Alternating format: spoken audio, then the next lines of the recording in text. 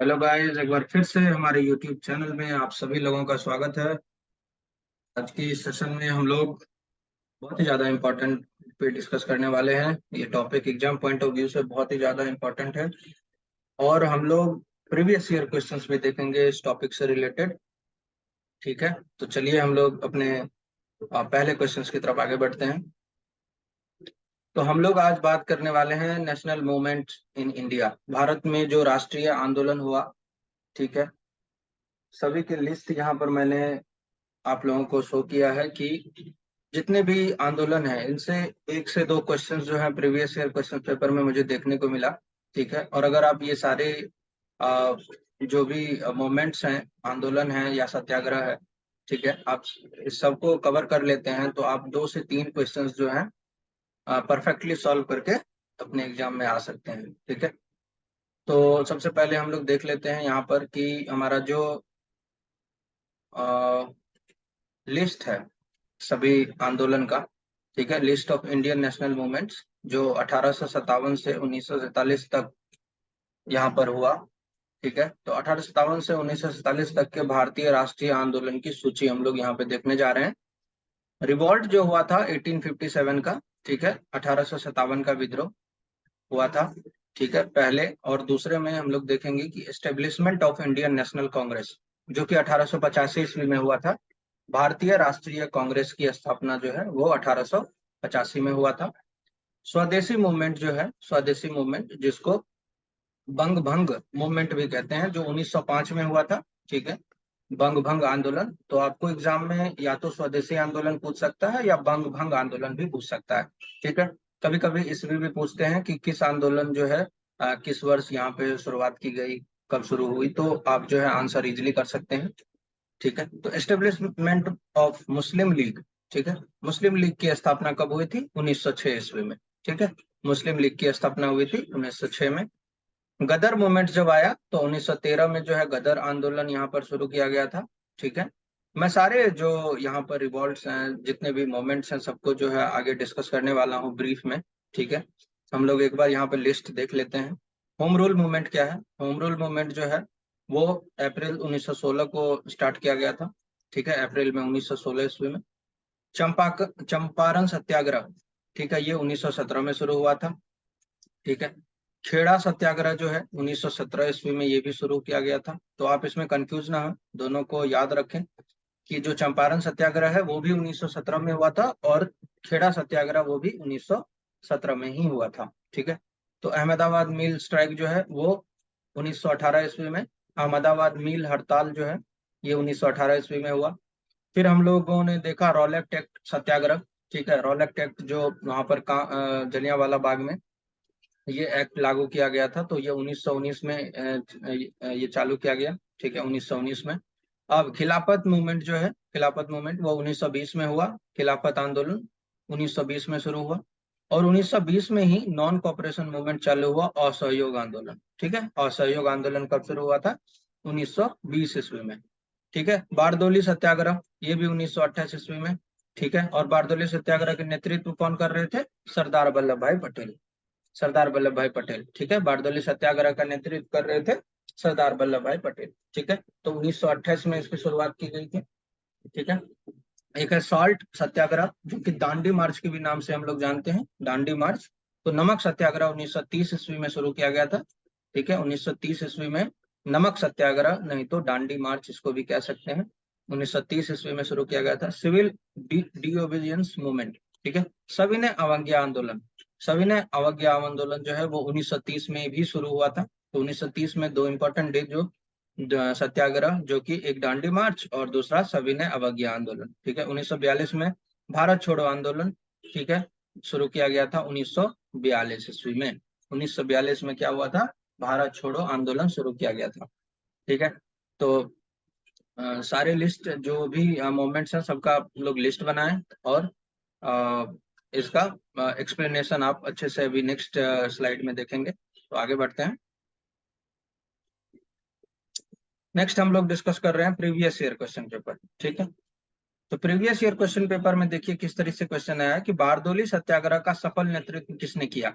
ठीक है, तो हम लोग सब जानते हैं कि इसका ऑप्शन नंबर ए है। तो आप लोग यहाँ से जो है 2 क्वेश्चन एक्सपेक्ट कर सकते हैं अपने एग्जाम में, ठीक है।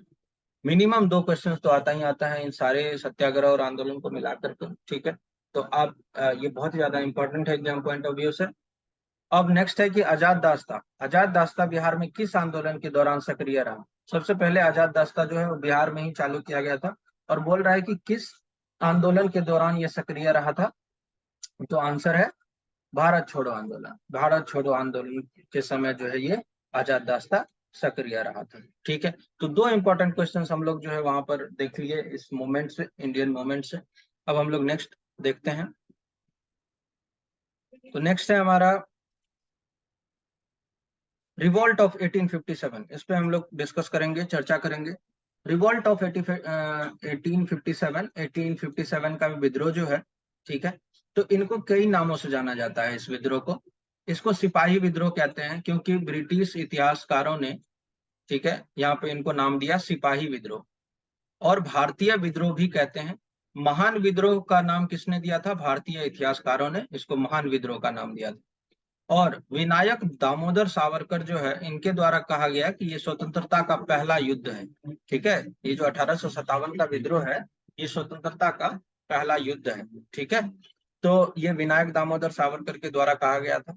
ये सारे फैक्ट्स आप याद रखें, क्योंकि ये जो 1857 का विद्रोह है किन किन नामों से जाना जाता है ये भी बहुत ज्यादा इंपॉर्टेंट हो जाता है एग्जाम पॉइंट ऑफ व्यू से।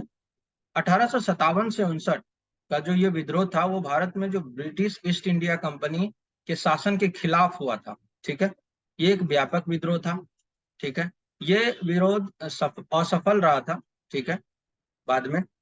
लेकिन जो ब्रिटिश इंडिया कंपनी है, ब्रिटिश ईस्ट इंडिया कंपनी, उसने विस्तारवादी नीतियों विस्तारवादी नीतियों, प्रशासनिक विचारों और आर्थिक शोषण के परिणाम स्वरूप भारत के लोगों में असंतोष पैदा हुआ, ठीक है।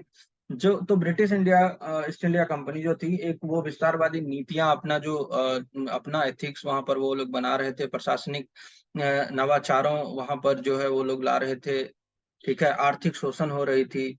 तो उसके परिणाम स्वरूप क्या हुआ कि भारत के लोगों में एक असंतोष पैदा हो गया, ठीक है। इस असंतोष के कारण जो है ये रिवॉल्ट वहां पर देखने को मिला कि ये संतोष 1857 के विद्रोह का कारण बन गया, ठीक है। तो विद्रोह का कारण यही था, ठीक है। आप लोग इसको अच्छे से पढ़े, नोट्स बनाए। और ब्रिटिश इंडिया कंपनी की सेवा भारतीय सैनिकों के द्वारा मेरठ में शुरू की गई। तो ये जो युद्ध था 1857 का जो विद्रोह था, ये मेरठ से ही शुरू हुआ था, ठीक है। मेरठ से शुरू किया गया था। ये सारे पॉइंट्स बहुत ज्यादा इंपॉर्टेंट है। अब रिवॉल्ट ऑफ 1857 का जो है कि इंपॉर्टेंट क्वेश्चंस जो उस समय से बन सकते हैं एग्जाम पॉइंट ऑफ व्यू से, वो मैंने यहाँ पे लिस्ट आउट किए हैं। तो सारे क्वेश्चंस को वन बाय वन देखेंगे। Who was the Governor General during the revolt of 1857? तो गवर्नर जनरल कौन था जब रिवॉल्ट हुआ था 1857 में? तो गवर्न गवर्नर जनरल कौन था? लॉर्ड कैनिंग, ठीक है, लॉर्ड कैनिंग। 1857 के विद्रोह के दौरान गवर्नर जनरल कौन था? लॉर्ड कैनिंग, ठीक है। बहुत ज्यादा इंपॉर्टेंट क्वेश्चन है। ये क्वेश्चन आपको हर एक सरकारी एग्जाम में देखने को मिल जाएगा। तो ठीक है, अब आगे बढ़ते हैं।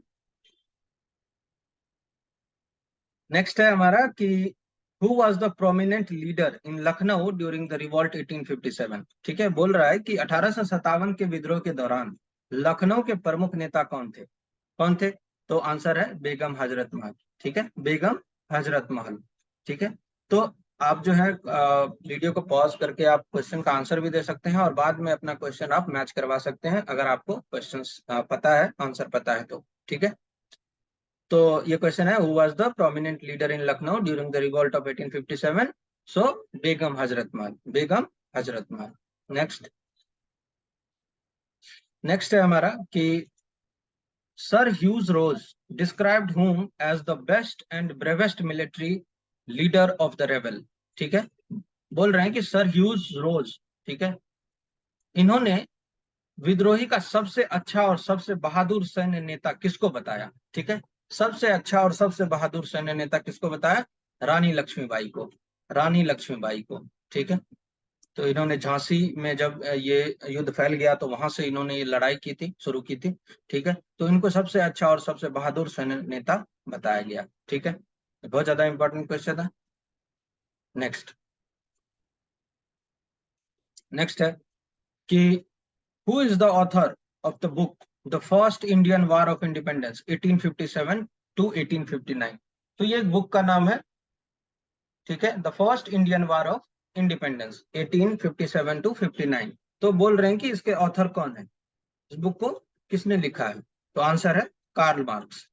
इसका आंसर है Karl Marx. The first Indian war of independence 1857 to 59 पुस्तक के लेखक कौन है? So the answer is Karl Marx.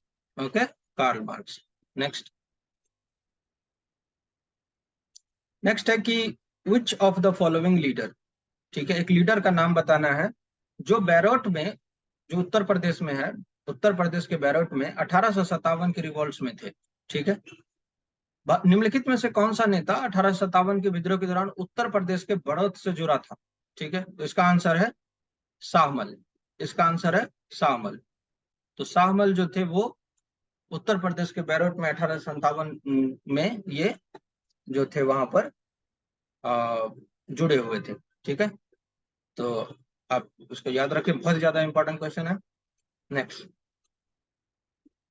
Next हमारा है कि who among the following British officers suppressed the revolt of Jhansi?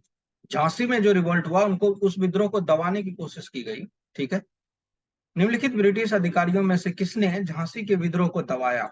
ठीक है, तो झांसी में जो विद्रोह हुआ था उसको, उसमें बहुत सारे लोग जो है मर रहे थे। ठीक है, ये भी जो है उसमें इन्वॉल्व हो गए थे। झांसी, जहाँ से रानी लक्ष्मीबाई वहां से लड़ाई कर रही थी, तो उनमें भी बहुत सारा जो है विध्वंस हुआ, बहुत सारे लोगों की मौत हुई। तो उसमें क्या है कि वहां के जो ब्रिटिश अधिकारी हैं जिन्होंने उस विद्रोह को दबाने की कोशिश की, उसका नाम था सी हेनरी लॉरेंस।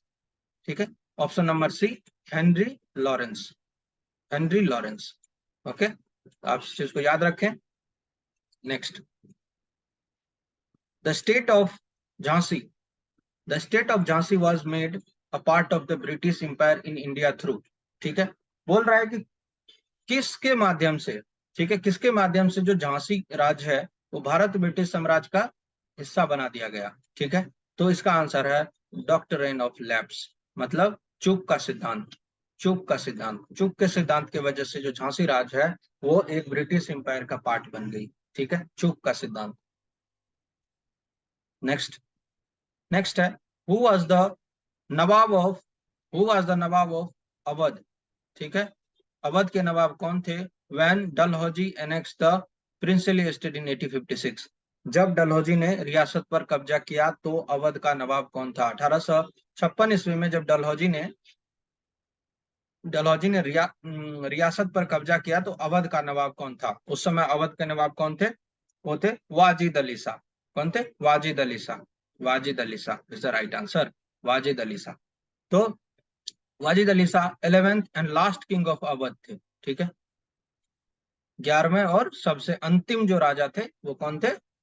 अवध। ठीक है, सॉरी, अवध के ये अंतिम राजा थे वो कौन थे? वाजिद अली शाह। ठीक है, तो इस चीज को आप याद रखें। Next, who among the following British personalities stated the revolt of 1857 as a national revolt? बोल रहा है कि किस ब्रिटिश व्यक्तित्व ने 1857 के राष्ट्रीय विद्रोह बताया था? ठीक है, 1857 का जो विद्रोह था उसको राष्ट्रीय विद्रोह बताया था, नेशनल रिवोल्ट बताया था। किस व्यक्ति ने बताया था?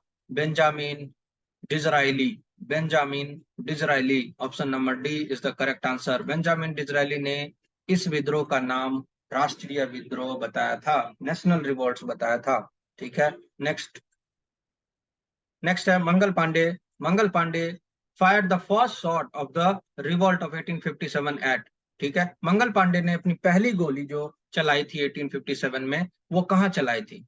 वो जगह का नाम पूछे हैं कि मंगल पांडे ने जब 1857 में पहली गोली चलाई तो कहाँ चलाई थी? उनका नाम था बैरकपुर। बैरकपुर, बैरकपुर कहाँ है? कोलकाता के निकट। बैरकपुर कहाँ है? कोलकाता के निकट है। वहीं पर मंगल पांडे ने पहली गोली 1857 के विद्रोह में चलाई थी। ठीक है, 29 मार्च 1857 को इन्होंने गोलियां जो चलाई तो उनमें 2 ब्रिटिश ऑफिसर्स मारे गए। ठीक है, किल्ड 2 ब्रिटिश ऑफिसर्स। ठीक है, इन्होंने 2 ब्रिटिश ऑफिसर्स को वहां पर मंगल पांडे ने मारा था। हालांकि बाद में इनको फांसी दे दी गई। ठीक है, मंगल पांडे को युद्ध के बाद। ठीक है, लेकिन इसकी जो पहली गोली थी वो बैरकपुर में ही चली थी, जो कोलकाता के पास है। सारे फैक्ट्स क्लियर हो रहे हैं? नेक्स्ट नेक्स्ट है, the administrative consequence of the revolt of 1857 was transfer of power from. पूछ रहा है कि 1857 के विद्रोह का जो प्रशासनिक परिणाम था वो सत्ता के किस सत्ता के हस्तांतरण में हुआ था। ठीक है, तो इसका सीधा आंसर है ईस्ट इंडिया कंपनी से लेकर ब्रिटिश क्राउन तक। East India company to the British crown, east India company to the British crown. ठीक है, तो इनका जो हस्तांतरण था ये प्रशासनिक परिणाम में ये था ईस्ट इंडिया कंपनी का और ब्रिटिश का क्राउन का। ठीक है, तो option number A is the correct answer. Next, next है, which among the following which among the following places was not an important center of the revolt of 1857। बोल रहे हैं कि निम्नलिखित में से कौन सा स्थान है जो 1857 के विद्रोह का महत्वपूर्ण केंद्र नहीं था। ठीक है, महत्वपूर्ण केंद्र का मतलब है कि इसमें ये जो जगह है वो इन्वॉल्व नहीं हुए थे। ठीक है, रिवॉल्ट 1857 के विद्रोह में ये जगह जो है इन्वॉल्व नहीं हुए थे वो बताना है। ठीक है, तो इसका सीधा आंसर है आगरा। इसका सीधा आंसर है आगरा। कानपुर झांसी और लखनऊ तीनों जो है उस रिवोल्ट का हिस्सा बन गए थे तीनों जगह, लेकिन आगरा जो है उस रिवोल्ट का हिस्सा नहीं बना था। So option number A is the correct answer for this question. Okay, तो मेजर जो हॉस्टिलिटीज थी यहाँ पर लेड बाय नाना साहब कहाँ से लीड कर रहे थे, वो कानपुर से लीड कर रहे थे। रानी लक्ष्मीबाई कहाँ से लीड कर रही थी, झांसी से लीड कर रही थी। और जो बेगम हजरत महल थी वो कहाँ से लीड कर रही थी, लखनऊ से लीड कर रही थी। तो ये चीजें भी आपको याद रखनी है, ये सारे इंपॉर्टेंट फैक्ट्स हैं, क्वेश्चन से जुड़े हुए फैक्ट हैं। ठीक है, तो सारे क्वेश्चंस को आप लोग याद रखें। नेक्स्ट, नेक्स्ट है, which among the following analyzed causes of the uprising of 1857 advocating re conciliation between the British and the Muslims। इसका सीधा अर्थ है कि निम्नलिखित में से अंग्रेजों और मुसलमानों के बीच सुलह की वकालत करते हुए 1857 के दौरान कारणों का विश्लेषण किया। ठीक है, तो अंग्रेजों और मुसलमानों के बीच जो सुलह की वकालत शुरू की थी 1857 के विद्रोह के कारण जो है वो विश्लेषण किया गया, तो वो किसके द्वारा किया गया, उसका सीधा आंसर है सैयद अमीर अली, सैयद अमीर अली। ठीक है, इसके बारे में एक दो यूजुअल फैक्ट्स हम लोग जान लेते हैं कि the most significant achievement of Aligarh movement. ठीक है, जो अलीगढ़ मूवमेंट हुआ था, ठीक है, वो हुआ था establishment of Anglo oriental college eight Aligarh. तो ये जो अलीगढ़ मुस्लिम यूनिवर्सिटी बाद में बनी थी, ठीक है, वो इसी के माध्यम से बनी थी। ठीक है, एक मोस्ट सिग्निफिकेंट अचीवमेंट था ये। ठीक है, क्योंकि यहाँ पर 1857 के विद्रोह के कारण जो सुलह करवाया गया था अंग्रेजों और मुसलमानों के बीच वो सैयद अमीर अली के द्वारा करवाया गया। ठीक है, इस बात को आप लोग याद रखें। नेक्स्ट, नेक्स्ट है, Begum Hazrat Mahal lead the 1857 revolt from. बोल रही है कि बेगम हजरत महल ने 1857 के विद्रोह का नेतृत्व किया, कहां से किया, लखनऊ से किया, लखनऊ से किया। Lucknow is the correct answer. ठीक है, Lucknow is the correct answer. तो बेगम हजरत महल ये दूसरी वाइफ थी किसकी, नवाब वाजिद अली शाह की, जो कि अवध के थे। ठीक है, अवध के 11th किंग थे, वो सबसे लास्ट किंग थे वाजिद अली शाह, और उनकी सेकेंड वाइफ दूसरी पत्नी बेगम हजरत महल।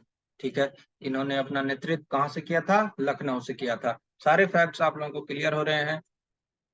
नेक्स्ट, नेक्स्ट है, where was the royal durbar held on 1 November 1858 to issue the queen's proclamation. Okay, so 1 नवंबर 1858 को रानी की उद्घोषणा जारी करने के लिए शाही दरबार कहाँ आयोजित किया गया था, शाही दरबार कहाँ आयोजित किया गया था, इसका आंसर है इलाहाबाद। इलाहाबाद में ये शाही दरबार आयोजित किया गया था। ठीक है, वहीं पर जो है ये रानी की उद्घोषणा जारी करने के लिए वहां पर जो है वो दरबार सजाई गई थी। तो जगह का नाम पूछा है, so the place is Allahabad, place is Allahabad. इसको Lord Canning announce the royal proclamation that British queen has assumed change of administration of India, the document was called, इस डॉक्यूमेंट को जो कहा गया वो कहा गया the Magna carta of the people of India. Okay, तो इस बात को याद रखिए, ये इंपॉर्टेंट कोट्स इसमें दिए हुए हैं। ठीक है, ये सारे क्वेश्चंस बहुत ही ज्यादा इंपॉर्टेंट है एग्जाम पॉइंट ऑफ व्यू से। नेक्स्ट हम लोग देखते हैं। तो आज हम लोग यहीं पर स्टॉप करते हैं, ठीक है। अब अगले वीडियो में हम लोग नेक्स्ट इंपॉर्टेंट टॉपिक के साथ फिर से मिलेंगे। तब तक के लिए bye, have a great day.